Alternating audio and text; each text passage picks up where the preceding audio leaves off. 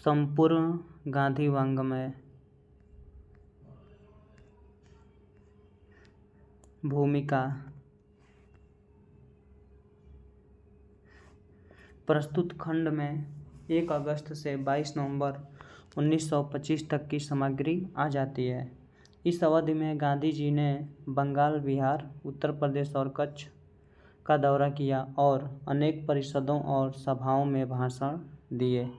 Akhil Bharatiya Congress committee की पटना में जो बैठक हुई, स्वराज्य दल उससे पुनः प्रतिष्ठित हो गया और कांग्रेस की राजनीतिक हलचलें बढ़ गई। आर्थिक मामलों पर जोर दिया जाने लगा। उदाहरण के लिए अखिल भारतीय चरखा संघ की स्थापना और चरखे के अधिक संयोजित तथा व्यापक उपयोग के द्वारा स्वदेशी आंदोलन का बढ़ाया जाना। सामाजिक क्षेत्र में गांधी जी अस्पृश्यता निवारण और गोरक्षा के लिए सही पद्धतियां अपनाने पर जोर देते रहे। वे जहां कहीं भी गए, उन्होंने महिलाओं, विद्यार्थियों और शिक्षक, कांग्रेसकर्ता और मिल मजदूरों, कट्टरपंथी हिंदुओं, सुधारकों और ईसाई मिशनरियों सभी वर्गों के लोगों से विचार विनिमय और बातचीत की। देश की समूची राजनीतिक परिस्थिति का मुकाबला करने के ख्याल से वे रचनात्मक कार्यक्रम और लोगों में विचार प्रचार पर जोर देते रहे। वे मानते थे कि लोगों को अपनी अवस्था की प्रतीति कराने के लिए उनके बीच लगातार काम करना आवश्यक है। राज्य सचिव लॉर्ड बर्कनहेड ने जो ठेस पहुंचाने वाला व्याख्यान दिया था, गांधी जी की राय में उसका एकमात्र उत्तर था अधिक काम।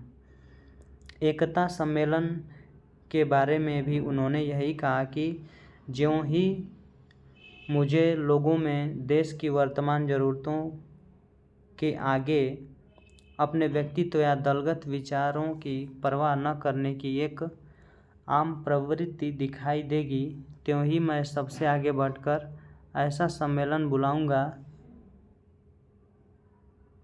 22 सितंबर को पटना में अखिल भारतीय कांग्रेस कमेटी की जो बैठक हुई, उसमें सारे अधिकार स्वराज्य दल के हाथों सौंप दिए गए। इसके बाद गांधी जी ने कांग्रेस के दोनों पक्षों के संबंधों का नियमन करने के लिए एक सीधा साधा सूत्र निश्चित कर दिया। जहाँ कहीं दोनों दलों के लोगों की संख्या बराबर हो, वहाँ असहयोगियों अथवा अपरिवर्तनवादियों को चाहिए कि वे पूरा अधिकार स्वराज्यवादियों को दे दें और यदि वे स्वयं किन्हीं पदों पर हों तो उन्हें छोड़ दें।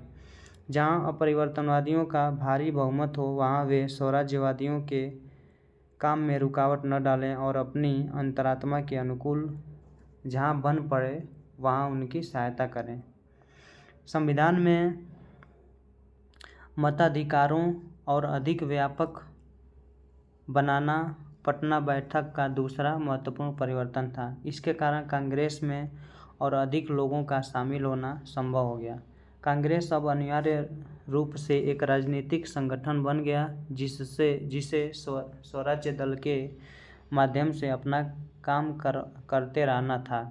कांग्रेस के इस परिवर्तित रूप में अपने स्थान के विषय में गांधी जी ने कहा, जहाँ संभव होगा वहाँ अपने वचन के अनुसार मैं स्वराज्यवादियों की सहायता करूँगा। किंतु कांग्रेस के कार्यक्रम की रचना तो पंडित मोतीलाल नेहरू से सलाह मशविरा करके श्रीमती सरोजिनी देवी ही करेंगी। गांधी जी को इस राष्ट्रीय संस्था के अंतिम स्वरूप के विषय में कोई संदेह नहीं था। कांग्रेस चाहे जितनी लोकतांत्रिक हो, उसमें कोई हर्ज नहीं, लेकिन लोकतंत्र का मतलब दंभ और अहंकार, लोगों से सेवा प्राप्त करने का परवाना तो नहीं होना चाहिए। पंचों की वाणी परमेश्वर की वाणी तभी हो सकती है जब वह ईमानदारी, बहादुरी, नम्रता, विनय और आत्म त्याग की वाणी हो। इस अवधि में स्वदेशी की भी अधिकाधिक मीमांसा हुई। गांधी जी ने कहा कि भारत किसानों का देश है और उसमें करोड़ों व्यक्ति 4 से 6 महीने तक बिना किसी धंधे के बैठे रहते हैं और इसका फल होता है आलस्य, काहिल, कौमको। स्वराज हरगिज नहीं मिल सकता। काहिली विनाश का कारण है। यह काहिली हमारा महारोग है, हमारी कंगाली उसका लक्षण है। खाली बैठे हुए लोगों को कोई न कोई ऐसा काम दिया ही जाना चाहिए जो उनके साथ साथ समाज को भी लाभ पहुंचाए। चरखाई ऐसा काम देने में समर्थ साधन हो सकता है, किंतु चरखे का महत्व तो इतना ही नहीं है। उसका पैगाम है सादा जीवन, मानव जाति की सेवा करना, औरों को हानि न पहुंचाते हुए जिंदगी बसर करना। धनी और निर्धन मजदूरों और मिल मालिकों, राजा और रंक में अटूट प्रेम संबंध उत्पन्न करना। स्वभावतः यह बृहत्तर संदेश सबके लिए है।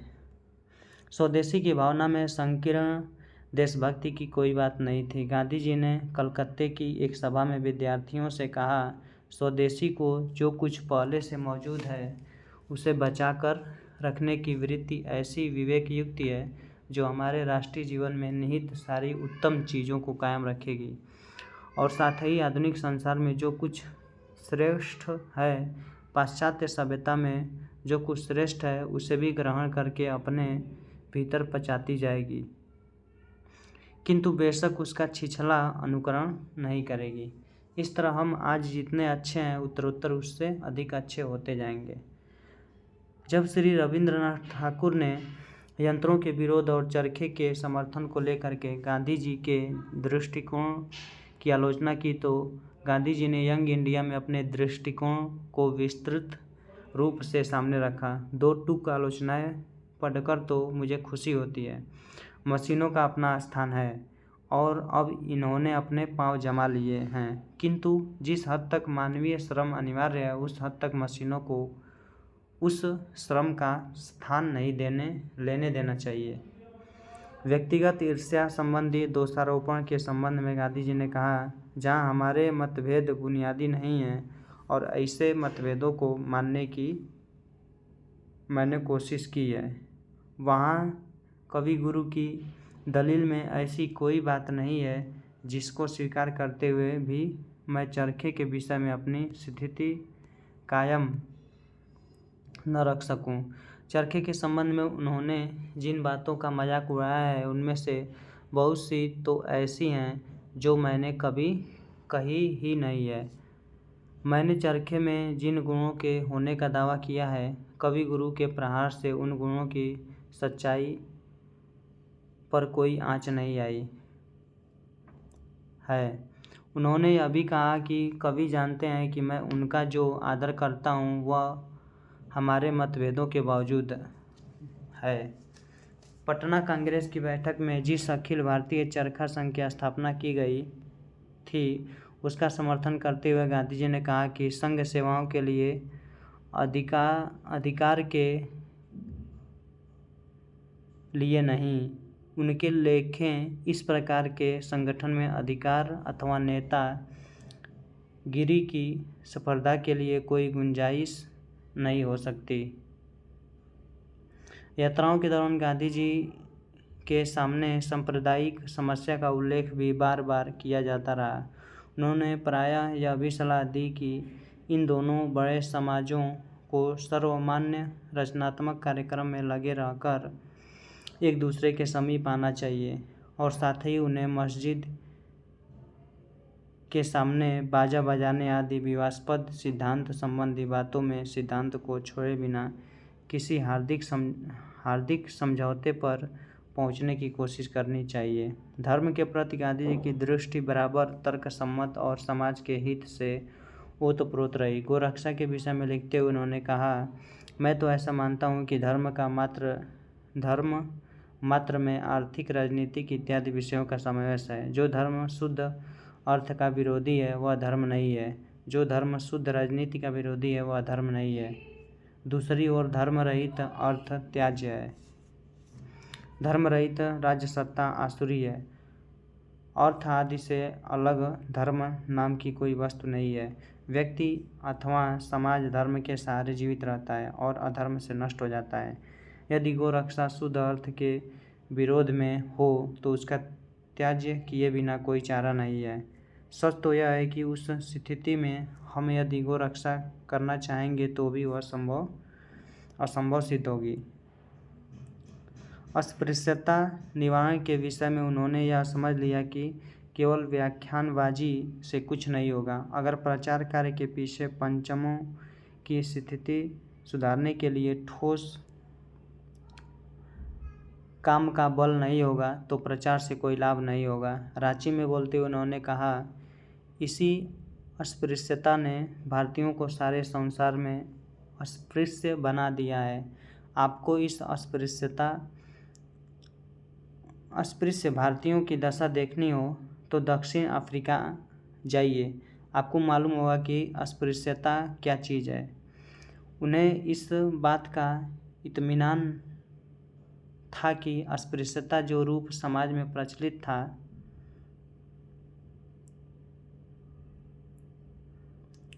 वह हिंदू धर्म का अनिवार्य अंग हरगिज नहीं था। हमारी आज की अस्पृश्यता में केवल अज्ञान और क्रूरता है। अस्पृश्यताओं को मैं हिंदू धर्म की विकृति मानता हूँ। इससे धर्म की सुरक्षा नहीं होती बल्कि उसकी गति रुक जाती है। शिक्षकों से बात करते हुए उन्होंने विदेशियों के प्रभुत्व को हमारे अपने बीच की कमजोरी बताया। स्वराज्य का मतलब है सरकारी नियंत्रण से, चाहे वह विदेशी सरकार का नियंत्रण हो या राष्ट्रीय सरकार का, मुक्त होने के लिए सतत प्रयत्न करते रहना। अगर स्वराज्य होने पर भी लोग अपने जीवन के हर विषय की व्यवस्था के लिए सरकार के ही मुखापेक्षी बने रहेंगे तो वह स्वराज्य सरकार एक निस्सार चीज़ ही होगी। स्वराज्य कुछ आसमान से तो नहीं टपक पड़ेगा। इसके लिए धैर्य, कठिनाइयों को झेलते हुए अडिग रहने, अथक परिश्रम और साहस तथा परिस्थितियों और परिवेश की सही पहचान तथा पकड़ की आवश्यकता होगी। गांधी जी भारत की स्वतंत्रता को व्यक्ति और समाज के नैतिक उत्थान का कारण मानते थे और वे यह भी मानते थे कि हमारे ऐसे स्वराज्य का संसार की गतिविधि पर भी असर पड़ेगा। 28 अगस्त को कलकत्ते में बोलते हुए उन्होंने कहा, मैं अपने देश की आज़ादी इसलिए चाहता हूँ कि दूसरे देश हमारे आज़ाद देश से कुछ सीख सकें। जिस प्रकार आज देशभक्ति का यह तकाजा है कि व्यक्ति को परिवार के लिए मरना चाहिए, परिवार को गांव के लिए, गांव को जिले के लिए, जिले को प्रांत के लिए, प्रांत को देश के लिए, उसी प्रकार मैं अपने देश की आज़ादी इसलिए चाहता हूँ कि उसकी शक्ति और साधनों का उपयोग मानवता के लाभ के लिए हो सके। इसी अविस्मरणीय भाषण में उन्होंने भारत की राष्ट्रीयता संबंधी अपनी मान्यता के विषय में कहा, मेरा राष्ट्र प्रेम यह है कि हमारा देश आज़ाद हो सके, इसलिए आज़ाद हो सके कि ज़रूरत पड़े तो मानव जाति की रक्षा के लिए सारा देश मर मिटे। इसमें किसी जाति से घृणा करने की गुंजाइश नहीं है। मेरी कामना है कि हमारी राष्ट्रीयता ऐसी ही हो। इस अवधि में देश के बाहर भी गांधी जी के संदेश के प्रति लोगों की दिलचस्पी बढ़ने लगी थी। यूरोप और अमेरिका से विभिन्न समस्याओं के विषय में उनकी राय जानने की इच्छा से पत्र आते रहते थे। पत्र लेखकों को उत्तर देने के साथ साथ गांधी जी ने यंग इंडिया में भारत और यूरोप में हिंसा के समान आधार के विषय में लिखा। इसमें संदेह नहीं कि यूरोप के लोगों को राजनीतिक सत्ता प्राप्त है किंतु स्वराज्य नहीं। उनके आंशिक लाभ के लिए एशिया और अफ्रीका की जनता का शोषण किया जा रहा है किंतु उधर वे स्वयं लोकतंत्र के नाम पर शासक वर्ग या शासक जाति द्वारा चूसे जा रहे हैं। इसलिए मूलतः वे भी उसी रोग से ग्रस्त जान पड़ते हैं जिसने भारत को जर्जर बना रखा है। अतः ऐसा लगता है कि इसके लिए भी उसी उपचार का प्रयोग किया जा सकता है। यदि तमाम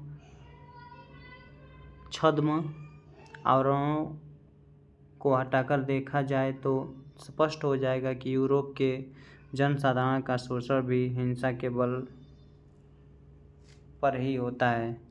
यूरोप और अमेरिका के यात्रा संबंधी निमंत्रणों का गांधी जी ने अपने स्वभावानुकूल उत्तर दिया।